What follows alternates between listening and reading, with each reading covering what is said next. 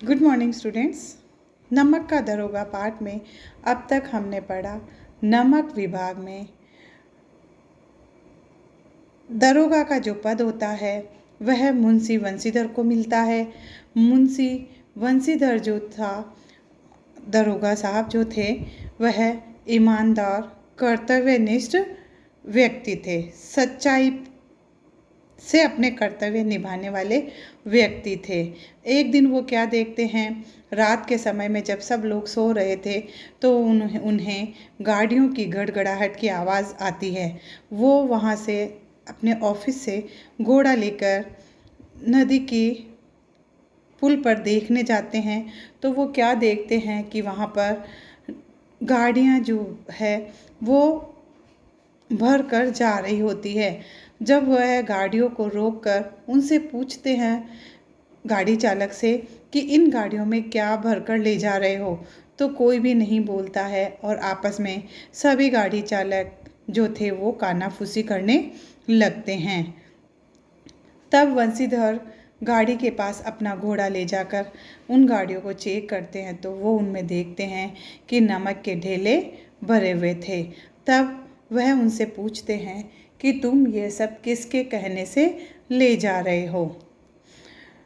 तब एक गाड़ीवान जो था वह आगे बढ़कर उनसे कहता है कि पंडित अलोपीदीन के कहने से।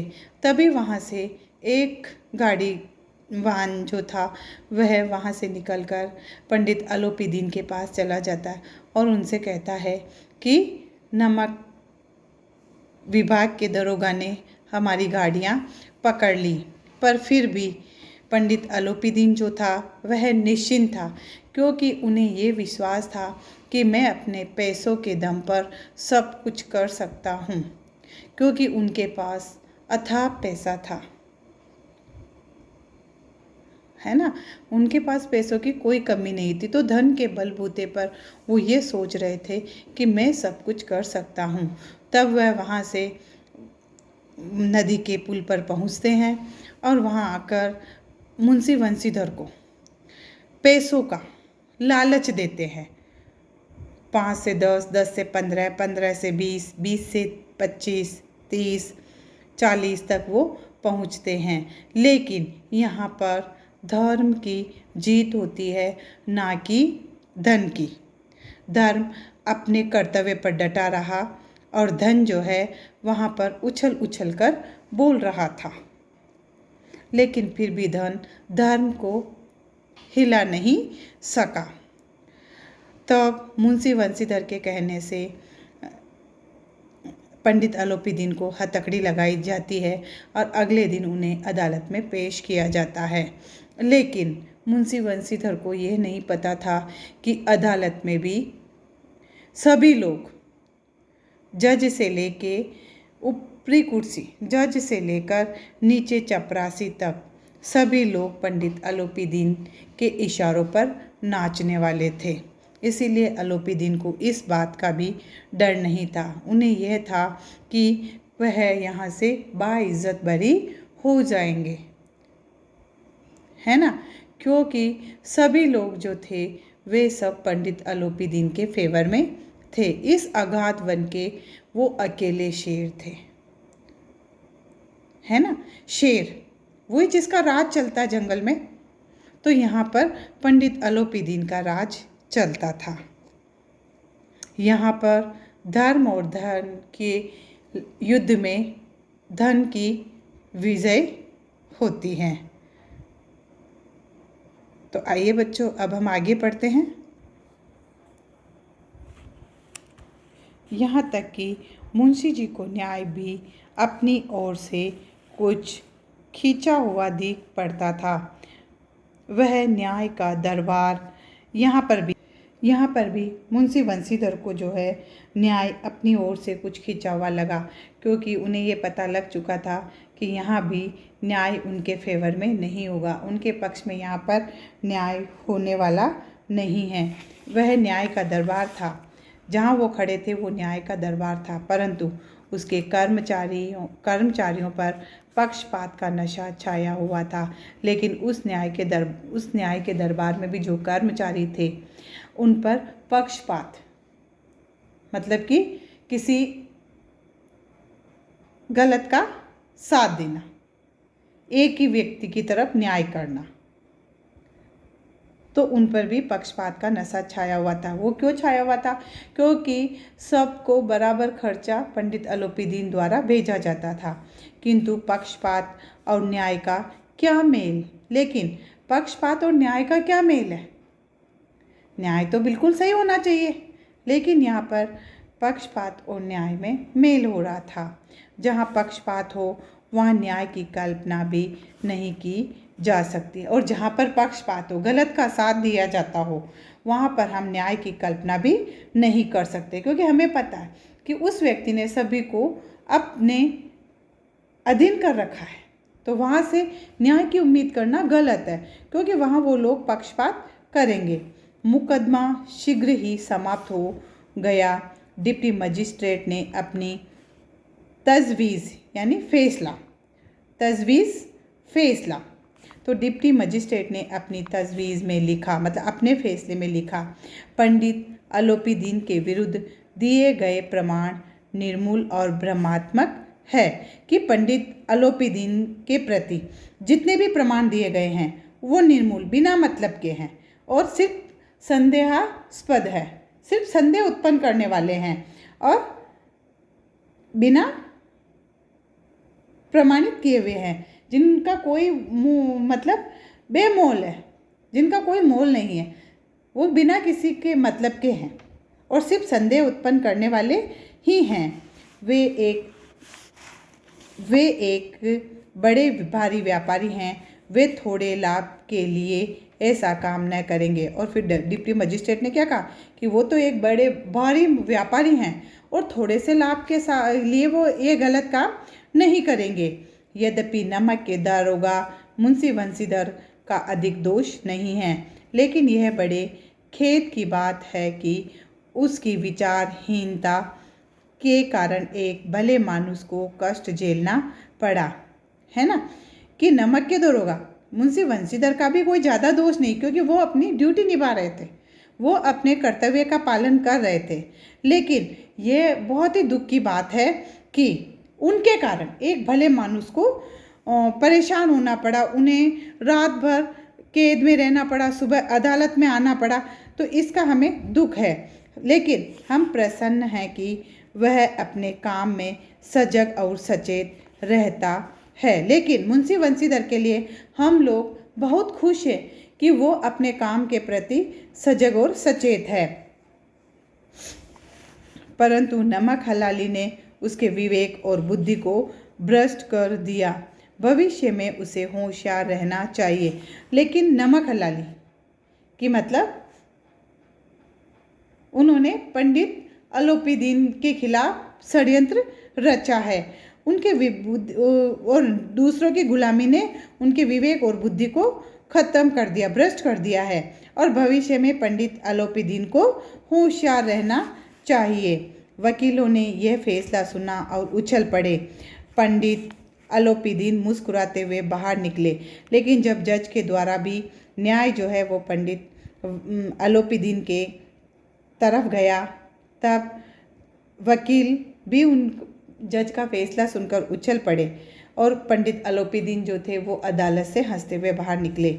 जब वंशीधर बाहर निकले तो चारों ओर से उनके ऊपर व्यंग्य बाणों की वर्षा होने लगी और मुंशी वंशीधर जब अदालत से बाहर निकले तो चारों तरफ से लोग उन पर ताने मारने लगे, उन्हें उल्टा सीधा बोलने लगे। आज उन्हें संसार का एक खेदजनक विचित्र अनुभव हुआ। न्याय और विद्वता, लंबी चौड़ी उपाधियाँ, बड़ी बड़ी दाढ़ियाँ और ढीले चोंगे एक भी सच्चे आदर के पात्र नहीं है। लेकिन आज उन्हें इस संसार पर बड़ा दुख हो रहा था, खेद हो रहा था कि यहाँ पर, और बहुत ही विचित्र उन्हें लग रहा था कि न्याय और विद्वता की जो लंबी चौड़ी जो उपाधियाँ लेकर लोग यहाँ पर बैठे हुए हैं, बड़ी बड़ी दाढ़ियाँ बढ़ा रखी है, ढीले चोंगे पहन रखे हैं, लेकिन एक भी सच्चे आदर के पात्र नहीं। लेकिन एक भी व्यक्ति जिन्होंने इतनी बड़ी बड़ी उपाधियाँ ले रखी है, वो एक भी व्यक्ति आदर के लायक नहीं है। वंशीधर ने धन से बेर मोल लिया था, और वंशीधर ने जो था धन से बेर मोल लिया था। धन कौन था? पंडित अलोपीदीन। उसका मूल्य चुकाना अनिवार्य था। बड़ी कठिनाई से 1 सप्ताह बीता होगा कि मुअत्तली का परवाना आ पहुंचा, क्योंकि बंसीधर ने अब धन से बेर मोल ले लिया था और उसका मूल्य तो अभी उन्हें चुकाना था, क्योंकि उन्होंने पंडित अलोपीदीन को रात भर अपने कैद में रखा, फिर सुबह अदालत ले गए, तो उसको भी कहीं ना कहीं थोड़ी बहुत तो शर्म आई होगी ना। हालांकि उसको पता था कि मैं जीत जाऊंगा, लेकिन फिर भी वह उससे बदला तो जरूर लेगा वंशीधर से, कि मैंने जब इसको खरीदना चाहा तो ये नहीं बिका, लेकिन जब केस हार गया तो अपने आप बैठ गया। तो बड़ी मुश्किल से 1 सप्ताह ही बीता होगा कि मुअत्तली, उनकी अस्थायी पद से हटाना, पदच्युत करना। मुअत्तली मीन्स अस्थायी पदच्युत, उनको कुछ समय के लिए उनके पद से हटाने का परवाना यानी आदेश आ पहुंचा।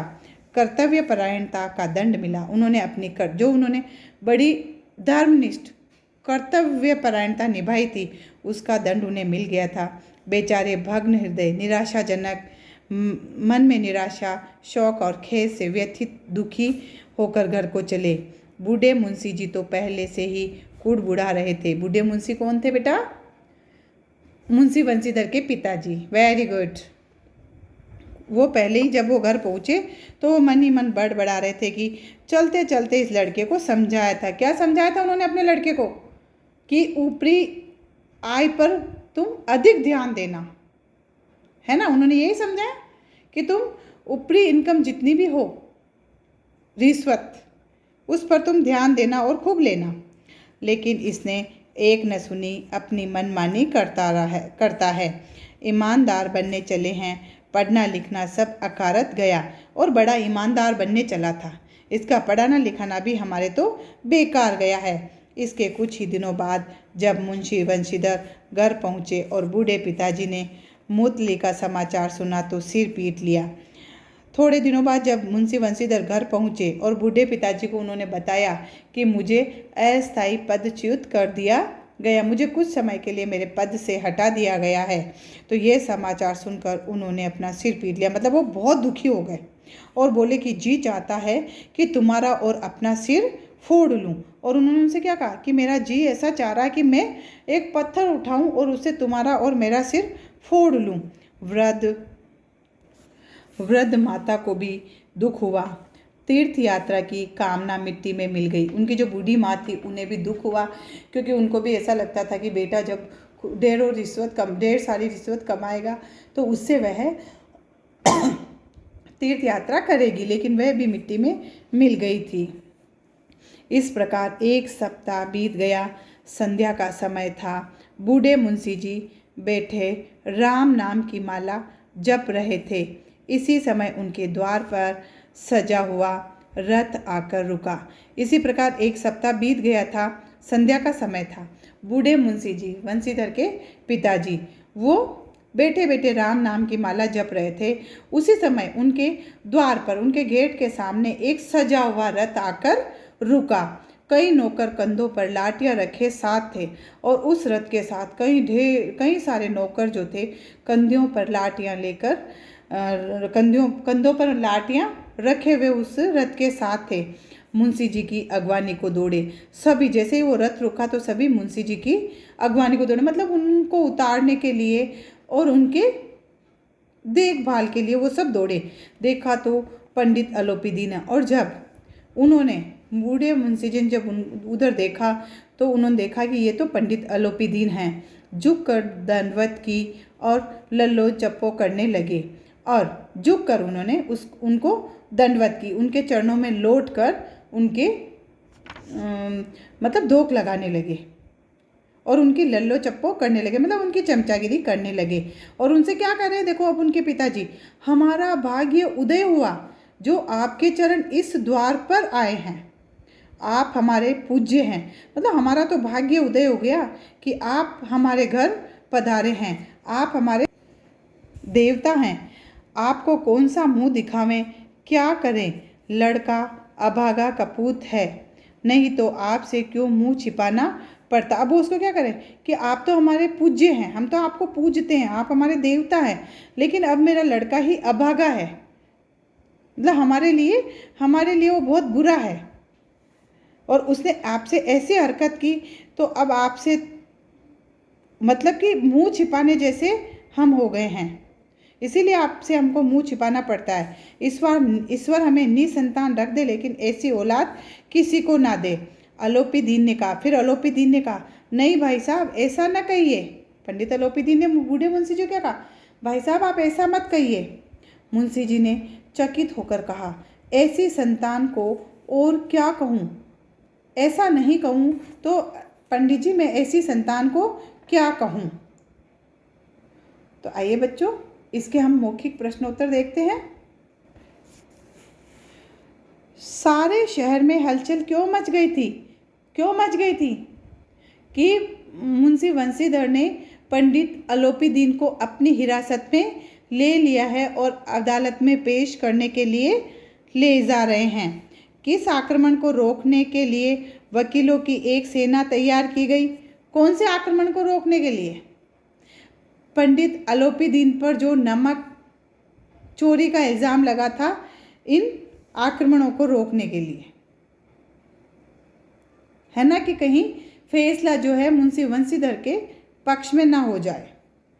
मुकदमे का फैसला किसके हक में हुआ,